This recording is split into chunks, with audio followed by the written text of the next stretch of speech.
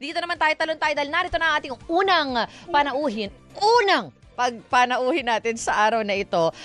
Naalarma tayo dun sa nalaman natin na dapat ang target ng DPWH na 1,700 classrooms na i-build. Itatayo. Ayan, itatayo. 22 lang partner yung naitayo for the year. Oo nga, di ba? Oh, Kaya nga, apakakonte. kawawa naman si Secretary Vince. Wala namang kinalaman si Secretary Oo, hindi naman Vince. sa kanya kakaupo pa lang niya. Pero bakit sa tagal ng panahon na inabot, 22 lamang ang naitayong classroom ngayong taong ito? Kausapin nga natin ang ating kabataan party list representative at House Assistant Minority Leader na nakatira pa rin sa bahay ng kanyang mga magulang. Oh, hindi to totoo Ay, yun. hindi ba totoo yun? Congresswoman Rene Co. Congresswoman, good morning. Peter Tricas sa programang Balita Patan. How are you, ma'am? Good morning. Maraming salamat sa pag-imbita. And again, hindi po ako nakatira kasama sa parents ko supporting independently. But kapanalig ang maraming mamamayang Pilipino sa araw-araw nating struggles sa pamumuhay. Included, of course, sa karapatan natin sa edukasyon.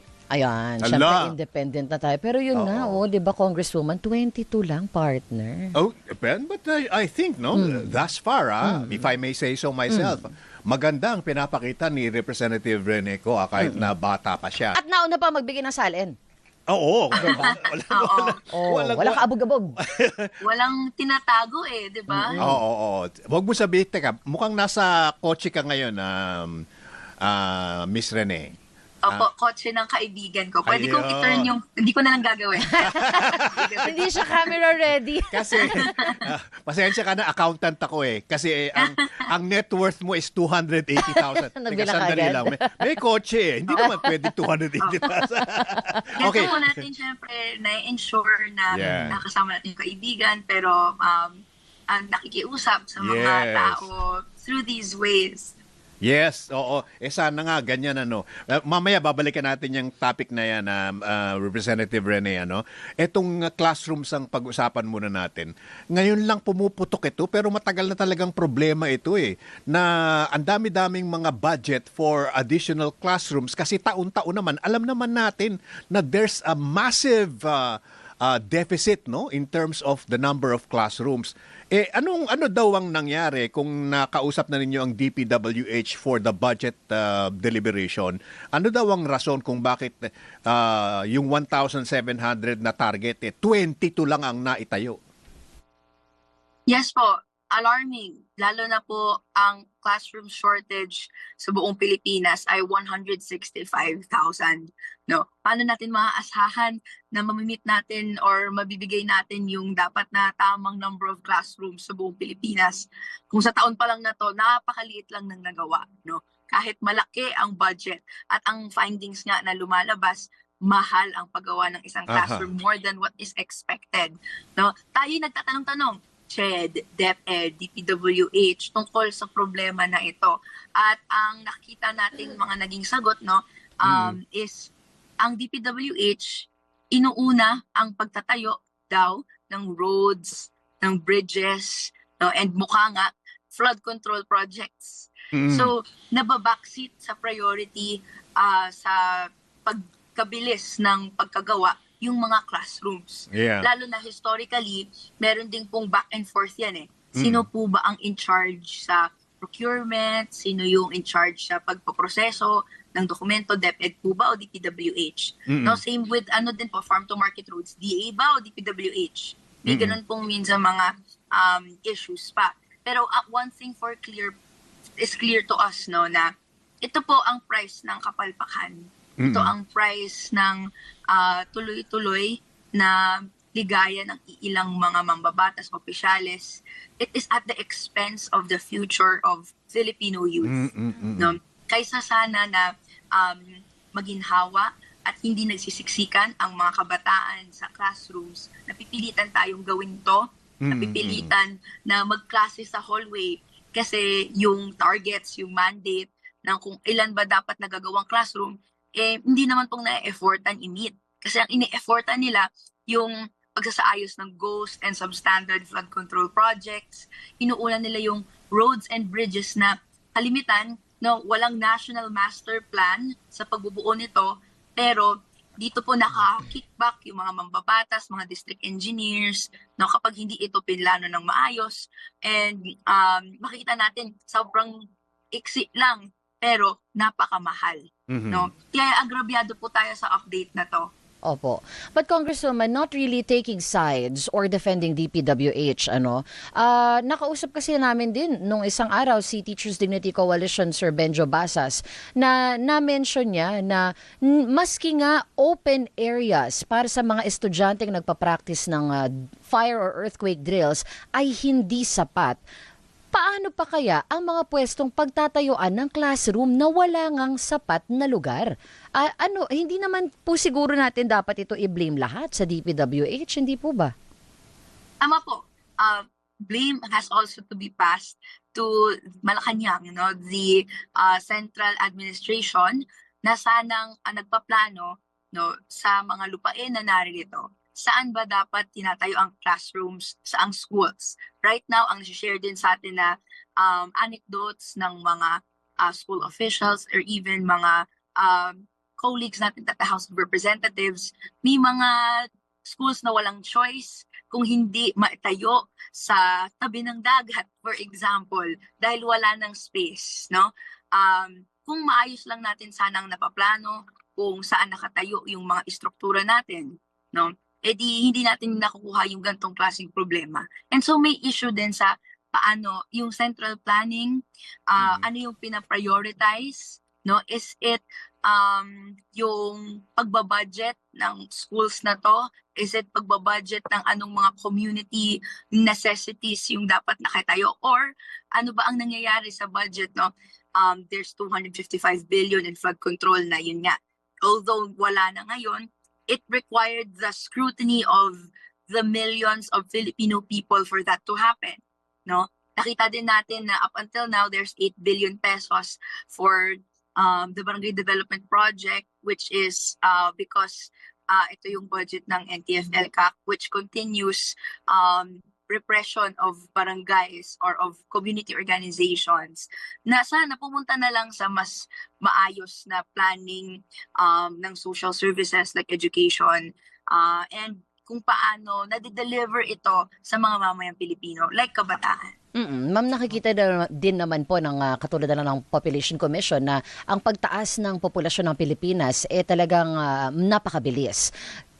Yung pagpaplano po ba natin pagdating sa ating development ng mga estudyante, sino po ang magandang magplano pagdating sa infrastructure part? DepEd pa rin po ba ito or dapat by in conjunction with DPWH?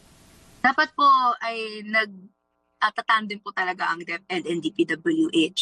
Actually, up until now, I think debate siya na hanging in the air na maaasahan ba natin yung DPWH given its track record? Pero meron din pong nagsasabi na DepEd, even though syempre gusto natin na pa-prioritize nila yung education and yun yung assignment talaga nila, hindi nila specialty yung infrastructure. So, dapat talaga ay tandem siya. And hindi lang to, dapat katandem din nila yung local government units.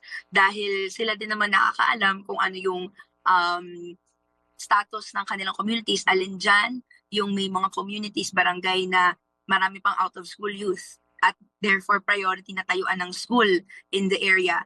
Alin dyan, yung dehado, yung structures, alin dyan yung pwedeng pagtayuan, alin dyan yung hands-off, etc. So, ito ay kailangan talaga ng master plan. Ito ay kailangan ng masinsinang usapan para ma-resolve. No? Hindi naman po para resolve yung 165,000 classroom deficit sa pagtatayo ng classrooms sa already existing structures lang. Diba? Limited yun. So, kailangan aggressive na pagtatayo ng mga structures na nakakater sa mga pag-aaral and pag-budget sa kanila. Ano naman yung maraming structures kung at the end of the day, hindi naman supported yung public school and university system. Which, to our grievance din, even though syempre, winelcome natin yung pagpondo ng free higher education deficiency, which by the way, shouldn't have happened in the first place. No? 2022 to 2025, may parang utang, quote-unquote, or kulang na pagpondo yung gobyerno SUCs. Mukhang napuputol Oo, si oo, oo. Congresswoman Renico. Pero Palagay ko, ano yung na. sinasabi niyo na yung partner, yung pondo na kulang na dapat sana ay sa state universities natin, di ba? At state colleges. Na yun yung isinusulong nila in past few years. Oo. Can we try again? Oo. Tingnan natin kung mababalikan natin ang signal ni... nag-freeze daw ang signal ni nag-freeze. Congresswoman. So we'll try calling her Oo. again. Sayang Maybe naman, on meron akong mobile. magandang tanong para kay Rep. Ney May? Rep. Ney. Renee. Representative rin, Oo, masyadong Renee mahaba pala, kaya nga, Rep. Renee. Ney na lang. Oo. Tingnan natin kung we're trying to call her sa kanyang mobile para mas maayos yung maging connection natin, partner. Tsaka bilis ng speed nyo, nakikita ko yung ano. Oo. Dumadaang mga kung sasakyan. ano kami pinupuna. Alam mo na, at least nakita natin tumabi sila, di ba? Para maging safe naman. Tumabi ba? Oo, tumabi sila, nakapark yata sila. Ayan, kasama na natin on the Okay. line. Congresswoman, thank you so much. Sorry for the inconvenience po. Pasensya na, ma'am. Ay, okay lang po. Pero rinig naman na ako. Ayan, Opo, yes, ayan, ma'am. yes, Yes, yes, ma'am. yeah. Okay, Opo, very good. you were Now, talking about the na- budget sa SUCs, ma'am. Yes po. Ayun po. Tinawag natin free higher education deficiency yan. Basically, nakalagay sa batas, RA 10931, or yung free tuition law, no, na yung budget ng SUC dapat nakadepende yan sa projected enrollment in the next academic year. Pero yung calculation ng DBM starting 2022 is actual enrollment of the previous year. Mhm. So, di ba, imagine mo, ina-expect mo na tataas yung enrollment mo na next year. Kung ibibigay mo lang na budget ay yung from the previous year, edi kulang talaga yan. Mhm. Hanggang lumobo to 12 billion pesos yung kulang ng lahat ng SUC. Na-resolve yan this year dahil naibigay yung budget. Pero, andyan pa rin yung budget cut ng 25 state universities and colleges in the Yeah. amount of 6.7 billion pesos. Right, So, not oo. counting even yung wish list or yung priority programs na gustong pondohan ng SUCs in the amount of 20 billion pesos. So, for us, sana pondohan ang Yeah. karapatan natin sa edukasyon at sufficient attention should be provided to this, not only in budget but in planning, but also sa pakikinig sa pangailangan ng students, teachers, dagdag sahod, at iba pa. At iyan yung evil, yung kasamaan na nangyayari sa gitna ng ating sosyedad. Dahil kung sana hindi lang nagkaroon ng hocus-pocus at pandaraya sa mga budget at sa paggasta ng budget, disin sana mas maganda pa ang tayo ng ating edukasyon ngayon. Nabanggit po ninyo kanina yung you have to have an aggressive stance. I'm wondering, kayo po nasa pang-5 buwan pa lang mula nung kayo mahalal. And I'm very, very interested to find out anong pakiramdam ninyo bilang isang representative o congresswoman. Are you're a part of the minority?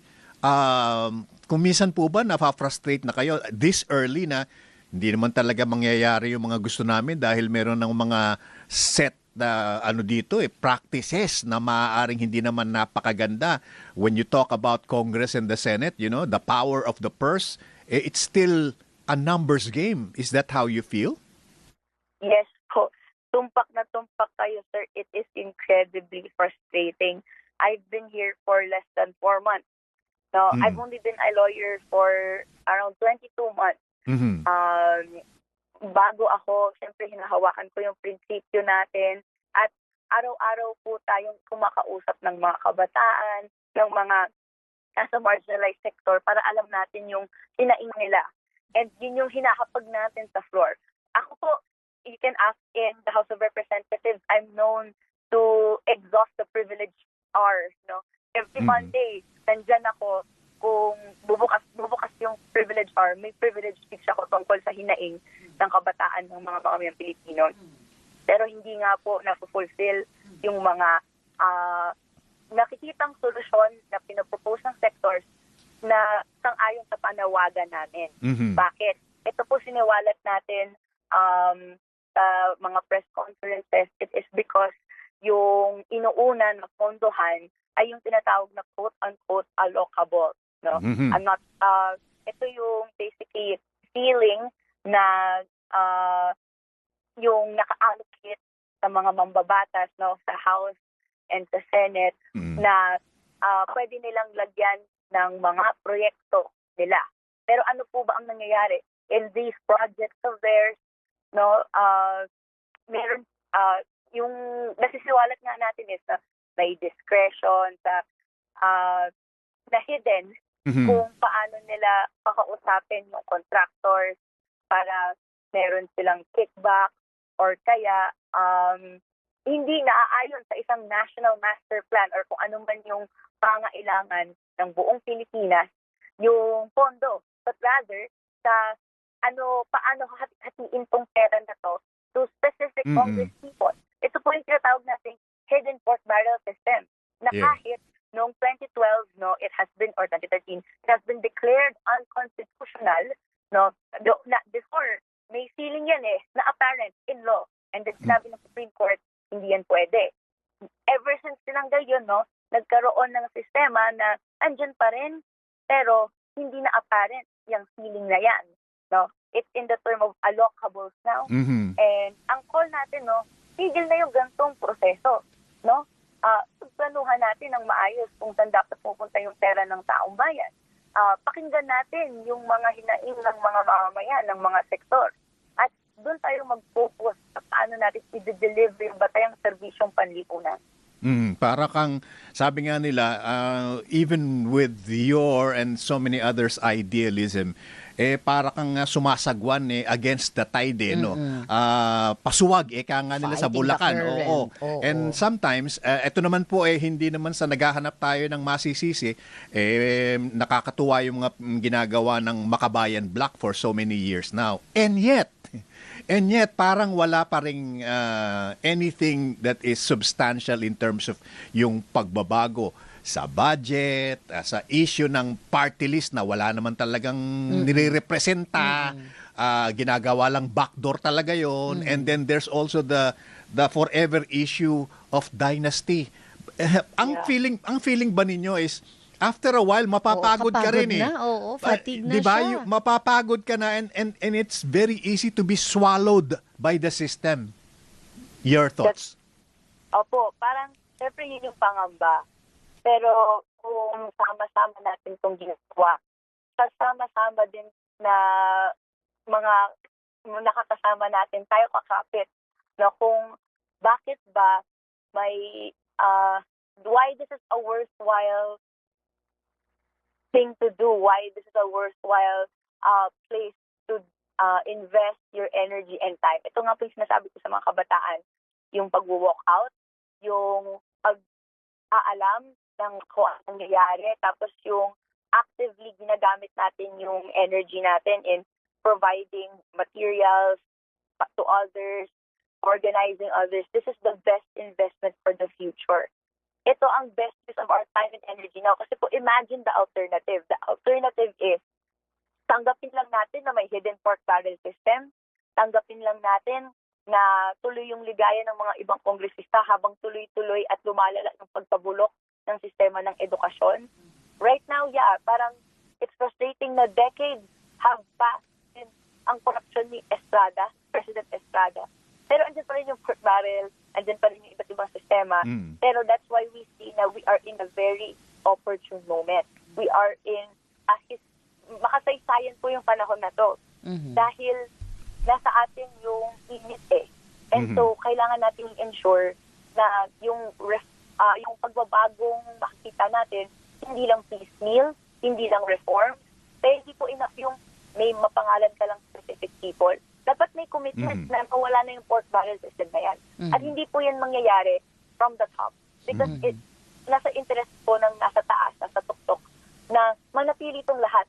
Kasi sila po ang nakakayaman at yumayaman gamit to. Kailangan po from the bottom, from the people, from the grassroots. No? Kung dumami po yung mga organisasyon, kung dumami at dumalas, to walk out to ibang mga rally. These are disruptors of the supposed normal, quote-unquote, na pinipilit ng President Marcos administration na tuloy-tuloy lang. And sa atin, hindi po acceptable na tuloy-tuloy lang na nakakayaman yung mga political dynasties, nakakayaman yung mga malalaking negosyo habang tayo walang industry, no? Laging contractual yung mga iba't ibang mga manggagawa. Puwersado silang maging OFW kasi walang industriya dito sa Pilipinas. Yung mga magsasaka natin nagugutom, walang choice kung hindi mag-import tayo ng rice sa ibang bansa, etc. Okay. All right. And mabuhay ang Gen Z. Thank you very much. Opo, the Gen Zs will unite, sir. Yeah. Para po tuloy-tuloy na yung alternatibong politika ng pag-asa, yun na yung maging normal na politika. Yeah, very good. And we're looking at you, the younger generation, at it's so good to know na mayroong Gen Z diyan. Oo. So Representative Rene, maraming salamat po. Mabuhay kayo at patuloy kami nakatutok. Thank you, Congresswoman. Maraming salamat po. Ingat po tayong lahat.